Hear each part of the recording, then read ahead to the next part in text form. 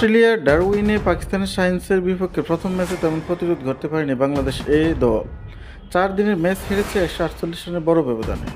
অবশ্য দ্বিতীয় ম্যাচে দারুণভাবে ঘুরে দাঁড়িয়েছে 5 রানের নাটকীয় জয়ে সমতা সিরিজ শেষ করেছে বাংলাদেশ। সিরিজের দ্বিতীয় ও শেষ টেস্টে প্রথম ব্যাট করে প্রথম ইনিংসে 258 রান করে তোলে বাংলাদেশ। জবাবে পাকিস্তান প্রথম ইনিংসে থেমে 179 রানে বড় লিড পায় বাংলাদেশ। এরপর সেই লিডের সঙ্গে আরও 216 রান যোগ করে পাকিস্তানকে 296 রানের টার্গেট দিয়ে শেষ হয় বাংলাদেশের ইনিংস। বাংলাদেশি ব্যাটারদের মধ্যে অধিনায়ক শিকার করেন মোহাম্মদ আলী ও আইস প্রায় 300 লক্ষ্য তাড়া করতে নেমে দারুণ শুরু পায় পাকিস্তান।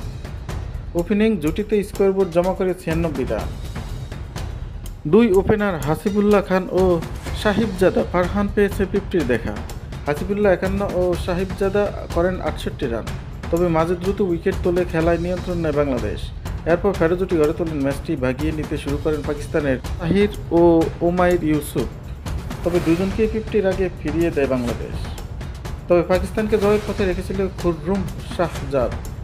এরপর বাংলাদেশকে ভোগানো খুররুম শাহজাদকে ফিরিয়ে জয়ের পথ প্রশস্ত করেন বাংলাদেশি অধিনায়ক জয়। খুররুম ফেরার পর শেষ উইকেটে পাকিস্তানের ম্যাচ জিততে 6 রান করতে হতো, তবে সেটি আর করতে পারেনি তারা। পাকিস্তানকে আর কোনো রান যোগ করতে দেয়নি বাংলাদেশ। বাংলাদেশকে 5 রানের জয় এনে দেয় হাসান মুরাদ। বাংলাদেশি বোলারদের মধ্যে জয়ের শিকার 5 উইকেট।